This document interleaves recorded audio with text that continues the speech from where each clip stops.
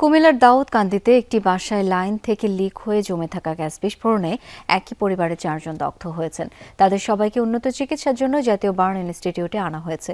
এদের মধ্যে 3 জনের অবস্থা আশঙ্কাজনক। ভোররাতে দাউদকান্দির বলদাখালের মহেজপাড়া এলাকায় একটি 3তলা ভবনের নিচতলায় এ ঘটনা ঘটে।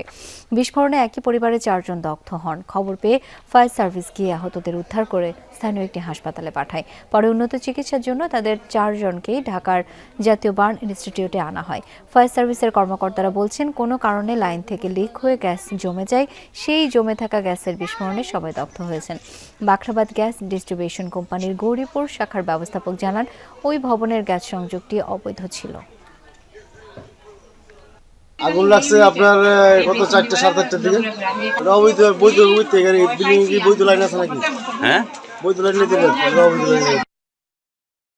কুমিল্লা ও চট্টগ্রামে গ্যাস লিকেজ থেকে বিস্ফোরণের ঘটনায় দগ্ধ চিকিৎসাধীন 10 জনের মধ্যে একজন শিশু বাদে 9 জনের অবস্থায় আশঙ্কাজনক। সকালে দগ্ধদের দেখতে জাতীয় বার্ন ও প্লাস্টিক সার্জারি ইনস্টিটিউটে যান স্বাস্থ্য ও দুর্যোগ ব্যবস্থাপনা মন্ত্রী। এ সময় স্বাস্থ্যমন্ত্রী সরদার মোহাম্মদ সাখাওয়াত হোসেন বলেন, চট্টগ্রামের হালি শহরের দুর্ঘটনায় দগ্ধদের সর্বোচ্চ চিকিৎসা দেওয়া হচ্ছে। পরে দুর্যোগ মন্ত্রী আসাদুল হাবিব দুলু বলেন, দিন দিন গ্যাস লিকেজ থেকে এই ধরনের ঘটনা প্রতিনিয়তই বাড়ছে। গ্যাস সিলিন্ডারকে নিয়মের মধ্যে এনে মানবসৃষ্ট দুর্যোগ কমানোর চেষ্টা করা হবে। এরপর জাতীয় বার্ন ইনস্টিটিউটের পরিচালক ডাক্তার নাসির উদ্দিন বলেন, হালি শহরের ঘটনায় ভর্তি থাকা সব রোগীর অবস্থা আশঙ্কাজনক। কুমিল্লার 4 জনের মধ্যে 3 জনের অবস্থা আশঙ্কাজনক। আরও বলেন, প্রতিদিনই 3 থেকে 4 জন গ্যাস সিলিন্ডার বিস্ফোরণের ঘটনায় ভর্তি হন এখানে। আমাদের হসপিটালের সম্ভাব্য যতগুলি চিকিৎসা দেওয়ার মতন ব্যবস্থা আছে, সর্বোত্তমভাবে তাদেরকে চিকিৎসা দেওয়া হচ্ছে। মেয়াদোত্তীর্ণ সিলিন্ডারগুলো ব্যবহার করা হয়, এগুলোতে কিভাবে একটা নিয়মের মধ্যে নিয়ে আসা যায় সেগুলো নিয়ে আমরা অল্প সময়ের ভিতরে 3 মন্ত্রণালয়ে বসে কাজ করব। একজন বাচ্চা যিনি আছেন তিনি অল্প বার্ন হয়েছেন, একজন বয়স্ক মানুষ অল্প বার্ন, এবং স্বামী স্ত্রী যিনি, ওনারা দুজনেরই 50%-এর উপরে বার্ন এবং তারা ইনহেলেশন ইনজুরি আছে এবং ওনাদের অবস্থা আশঙ্কাজনক। নড়াইলে আধিপত্য বিস্তার নিয়ে পাল্টাপাল্টি হামলায় বাবা ছেলে সহ 4 জন নিহতের ঘটনায় মামলা হয়নি এখনো, তবে আটক করা হয়েছে 6 জনকে। গতকাল বিকেল থেকে রাত পর্যন্ত অভিযান চালিয়ে নড়াইল থেকে 5 জন এবং যশোর থেকে 1 জনকে আটক করে পুলিশ এবং র্যাব। এদিকে আজ নিহতদের মরদেহের ময়নাতদন্ত করা হয় সদর হাসপাতালে। দুপুরে 3 জনের মরদেহ স্বজনদের কাছে হস্তান্তর করা হয়। গতকাল সকালে নড়াইল সদরের বড়কুলা গ্রামে আধিপত্য বিস্তার নিয়ে সাবেক ইউপি চেয়ারম্যান খায়রুজ্জামান মোল্লার অনুসারী ও প্রতিপক্ষ খলিল শেখের লোকজনের পাল্টাপাল্টি হামলায় প্রাণ যায় 4 জনের, আহত হন বেশ কয়েকজন। ঘটনা সংশ্লিষ্টতা পাওয়ায় আমরা তাদেরকে আটক করেছি এবং পোস্টমর্টম রিপোর্ট এখনো আমরা পাই নাই। মামলার বিষয়টি প্রক্রিয়াধীন রয়েছে। আমাদের এই মনিটরিং চলবে এবং এই ঘটনার সাথে সংশ্লিষ্ট সকলকে গ্রেপ্তারের বিষয়ে আমাদের অভিযান পরিচালিত হচ্ছে। শেরপুর 3 এবং বগুড়া 6 আসনে উপনির্বাচন অনুষ্ঠিত হবে 9 এপ্রিল সকাল 4:30 থেকে 4:30 পর্যন্ত 2টি আসনে হবে ভোট গ্রহণ। বিকেলে নির্বাচন ভবনে এক ব্রিফিংয়ে এই তথ্য জানান ইসি সচিব আক্তার আহমেদ। বলেন, 2 মার্চ পর্যন্ত দাখিল করা যাবে মনোনয়নপত্র, 5 মার্চ পর্যন্ত চলবে যাচাই বাছাই। আপিল দায়ের করা যাবে 6 থেকে 10 মার্চ আর নিষ্পত্তি চলবে 11 মার্চ পর্যন্ত। প্রার্থিতা প্রত্যাহারের শেষ তারিখ 14 মার্চ, প্রতীক বরাদ্দ দেওয়া হবে তার পরদিন 15 মার্চ। 12 ফেব্রুয়ারি অনুষ্ঠিত হওয়া ত্রয়োদশ জাতীয় সংসদ নির্বাচনে বগুড়া 6, ঢাকা 17 আসনে নির্বাচিত হন তারেক রহমান। পরে 16 ফেব্রুয়ারি তিনি ঢাকা 17 আসনের প্রতিনিধিত্বের সিদ্ধান্ত জানিয়ে কমিশনে ঘোষণাপত্র দাখিল করেন। ফলে একই দিন থেকে বগুড়া 6 আসনটি শূন্য ঘোষণা করা হয়। অন্যদিকে গত 3 ফেব্রুয়ারি রাতে কিডনি রোগে চিকিৎসাধীন অবস্থায় মারা যান শেরপুর 3 আসনের জামায়াত প্রার্থী নুরুজ্জামান বাদল। বৈধ প্রার্থীর মৃত্যু হওয়ায় গণপ্রতিনিধিত্ব আদেশ আরপিও অনুযায়ী ওই আসনের নির্বাচন স্থগিত করে ইসি। সুন্দরবনে দস্যুদের দৌরাত্ম্য বেড়ে যাওয়ায় অভিযান পরিচালনা করেছে আইন শৃঙ্খলা বাহিনী। সকালে কোস্টগার্ড, নৌবাহিনী, পুলিশ ও র্যাব সদস্যদের সমন্বয়ে একটি যৌথ বাহিনী বনের ভেতরে অভিযান শুরু করে। এ সময় হারবাড়িয়া, আন্ধারমানিক, মোতার খাল, হরিণটানা সহ কয়েকটি গুরুত্বপূর্ণ পয়েন্টে তল্লাশি চালায় তারা। কোস্টগার্ডের নেভিগেশন কর্মকর্তা লেফটেন্যান্ট মোল্লা মাহমুদ আল হোসাইন জানান, নির্বাচনকালীন সময়ে আইনশৃঙ্খলা বাহিনী নির্বাচনী দায়িত্ব পালনে ব্যস্ত থাকার সুযোগে বেড়েছে দস্যুদের অপরাধ কর্মকাণ্ড। সম্প্রতি কয়েকজন জেলেকে জিম্মি করার কথাও জানান তিনি। জেলেদের উদ্ধারে এই অভিযান চলমান থাকবে বলেও জানানো হয়। ত্রয়োদশ জাতীয় সংসদ নির্বাচনে বাহিনীসমূহ নিয়োজিত থাকার সুযোগ নিয়ে মনোদস্যুরা জেলেদেরকে জিম্মি করেছে। এর প্রেক্ষিতে বাংলাদেশ নৌবাহিনী, কোস্টগার্ড, র্যাব এবং পুলিশ সুন্দরবনে যৌথ অভিযান আজকে থেকে শুরু করেছি। জামালপুরের মাদারগঞ্জে ট্রাক্টরের সাথে সিএনজির ধাক্কায় এক শিশুর মৃত্যু হয়েছে। আহত হয়েছে অন্তত ৩ জন। সকালে উপজেলা ফায়ার সার্ভিস মোড়ে দুর্ঘটনা ঘটে। স্থানীয়রা জানায়, মাদারগঞ্জ জামালপুর সড়কের ফায়ার সার্ভিস মোড়ের সড়কে ট্রাক্টর উঠছিল। এ সময় জামালপুর থেকে ছেড়ে আসা সিএনজি নিয়ন্ত্রণ হারিয়ে ট্রাক্টরের সাথে ধাক্কা লাগে। ঘটনাস্থলেই মারা যায় সিএনজিতে থাকা শিশু জাহিন। আহত হয় তার মা বিথি সহ আরও 2 নারী যাত্রী, সামিরা ও সেলিনা। এর মধ্যে একজন জামালপুর জেনারেল হাসপাতালে ভর্তি। বাকি 2 জনকে প্রাথমিক চিকিৎসা দেওয়া হয়েছে। দুর্ঘটনার পর ট্রাক্টর চালককে আটক করা হয়েছে, তবে সিএনজি চালক পালিয়েছে। দর্শক, সংবাদের এই পর্যায়ে একটু ইফতার বাজারের খবরাখবর জেনে নিতে চাই।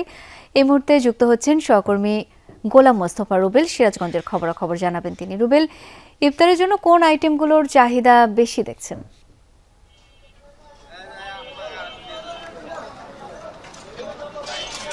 শাওন, আসলে সিরাজগঞ্জের মানুষ অনেকটাই ভোজন প্রিয় মানুষ। আসলে ইফতারে কিন্তু তাদের সব ধরনের আইটেমই থাকে। বিশেষ করে এখানে অনেক যে এখানকার একদম টাটকা যে বেগুনিগুলো রয়েছে, সেই বেগুনি কিন্তু এখান থেকে জমি থেকে উঠিয়ে নিয়ে আসে। সেই বেগুনগুলো কিন্তু এখানে বেগুনি করা হয়, বেগুন থেকে বেগুনি করা হয় এবং আলুর চপ থাকে, বিভিন্ন রকমের আইটেম থাকে। সবচেয়ে বেশি কিন্তু আমাদের এখানে থাকে ঘোল, অর্থাৎ আমাদের এখানে সবচেয়ে বেশি বিখ্যাত সলপের ঘোল। এখানে কিন্তু সেই ঘোলটা সবচেয়ে বেশি মানুষের ইফতার আইটেম থাকতেই হবে, এমনটাই তো আমরা দেখে থাকি। সেই সাথে হালিম থাকে, সেই সাথে জিলাপি থাকে, বিখ্যাত জিলাপি থাকে। আমাদের এখানে বিশেষ করে পেঁয়াজুগুলো থাকে, সেটা কিন্তু অনেকটাই সুস্বাদু পেঁয়াজু থাকে। অর্থাৎ এখানে বেশ কিছু আইটেম থাকে। সবচেয়ে একটি বড় কথা বলতে হয় শাওন, এই ঘোল কিন্তু সিরাজগঞ্জের মানুষের আইটেমে থাকতেই হবে। বিশেষ করে এই ঘোল যদি না থাকে অনেকটা অতৃপ্ত থেকে যায় আমাদের এই এখানকার ইফতারিতে। আমি কথা বলতে চাচ্ছি এখানকার যারা বিক্রি করছে তাদের সাথে। এই আপনাদের আজকে এখান থেকে সবচেয়ে বেশি ভালো আইটেমের ইফতার কোনগুলো বেশি চলে? জিলাপি আছে, বুন্দি আছে, নিমকি আছে, ছোলা, পেঁয়াজু, আলুর চপ, বেগুনের চপ, ডিমের চপ, ঘোল মাঠাটা অনেক ভালো হয়। আর কি চলে? হালিম আছে, আমাদের হালিম আছে, মোরগ পোলাও আছে, খাসি পোলাও, আর অনেকে ভাত খেতে চায়, অনেকে এটা আছে। সব ধরনের আইটেম থাকে। যেমনটি শুনছিলেন যে সবচেয়ে বড় কিন্তু আমাদের এখানে যে ঘোলের আইটেমটি, এটা কিন্তু আসলে খুবই জনপ্রিয় আমাদের এই অঞ্চলের জন্য। এটা কিন্তু সবারই আসলে ইফতারে না থাকলে অপূর্ণতা থেকে যায়। সেই সাথে বিভিন্ন ধরনের চপ থাকে এখানে এবং সেই সাথে বুন্দিয়া যেটা বলা হয় সেটি থাকে। অর্থাৎ সব ধরনের আইটেমই কিন্তু ইফতারের এখানে রাখার চেষ্টা করে। সেই সাথে বেশ কিছু রেজালা আইটেম থাকে এবং এখানকার প্রাকৃতিকভাবে যে উৎপাদনকৃত বেশ কিছু যে ফলগুলো রয়েছে, এখানে দেশি বড়ইগুলো রয়েছে, সেগুলো এখানে বেশিরভাগ চলে এবং সেই সাথে টাটকা সবজি থেকে উৎপাদিত টাটকা সবজি থেকে এখানে কিছু সবজি পাকোড়া তৈরি করা হয়। সেই পাকোড়াগুলো কিন্তু আসলে অনেকটাই বিখ্যাত আমাদের এই অঞ্চলে। বিশেষ করে জিলাপিগুলো যেগুলো থাকে, সেই জিলাপিগুলো কিন্তু আসলে অনেকটাই সুস্বাদু জিলাপি হয়, যে কারণে জিলাপির চাহিদাও কিন্তু একটু ভিন্ন রকমই সিরাজগঞ্জের ইফতারি আইটেমে মানুষ যোগ করে থাকে। অর্থাৎ সব কিছু মিলে সিরাজগঞ্জের ইফতারের বাজারে কিন্তু মানুষের যে ভোজন পিপাসু যে মানুষরা রয়েছে, অর্থাৎ ভোজনপ্রিয় মানুষগুলো রয়েছে, সেই ভোজনপ্রিয় মানুষগুলো কিন্তু সিরাজগঞ্জের এবারের ইফতারের যে আইটেমগুলো রয়েছে সবগুলো আইটেমই তারা পছন্দ করতে এবং অনেক সুস্বাদু হওয়ার কারণে কিন্তু ইফতারের সময় সব ধরনের আইটেমই কিন্তু সিরাজগঞ্জে অনেকটাই ব্যাপকভাবে ব্যবসা করে যাচ্ছে এখানকার যারা ব্যবসায়ী তারা। শাওন, রুবেল, দেখছিলাম আপনার মাধ্যমে, ধন্যবাদ আপনাকে। শেরপুরের ব্রহ্মপুত্র নদে নিয়ম নীতির তোয়াক্কা না করে চালানো অপরিকল্পিত ড্রেজিং কেড়ে নিচ্ছে শত শত মানুষের মাথা গোঁজার ঠাঁই ও ফসলি জমি। স্থানীয়দের অভিযোগ, প্রভাবশালী চক্রের সুবিধা মতো যত্রতত্র বালু তোলায় শুরু হয়েছে ভয়াবহ ভাঙন। প্রশাসনের নজরদারির অভাব আর উদাসীনতার কারণেই এই দুর্ভোগ, বলছেন ভুক্তভোগীরা। জড়িতদের বিরুদ্ধে ব্যবস্থা নেওয়ার আশ্বাস দিয়েছে উপজেলা প্রশাসন। শেরপুর সদর উপজেলার নতুন ভাগলগড় এলাকা। ব্রহ্মপুত্র নদে নাব্যতা ফেরাতে চলছে মহাকর্মযজ্ঞ, তবে প্রদীপের নিচেই রয়েছে অন্ধকার। সরকারি মহাপরিকল্পনার অংশ হিসেবে ২০১৮ সালে ব্রহ্মপুত্র নদের নাব্যতা ফেরাতে ১৬৯ কোটি টাকার ক্যাপিটাল ড্রেজিং প্রকল্পের উদ্বোধন করে বিআইডব্লিউটিএ। কাজ শেষ করার কথা ছিল ২০২৪ সালের নভেম্বর মাসে। এক দফা মেয়াদ বাড়িয়ে করা হয় ২০২৭ সালের নভেম্বর পর্যন্ত, কিন্তু এখনও শেষ হয়নি ৫০ ভাগ কাজও।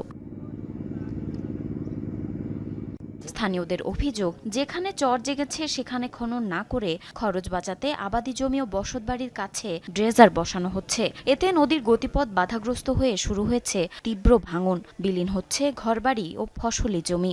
বাড়িঘর ভাঙ্গে কোন দিকে যাব?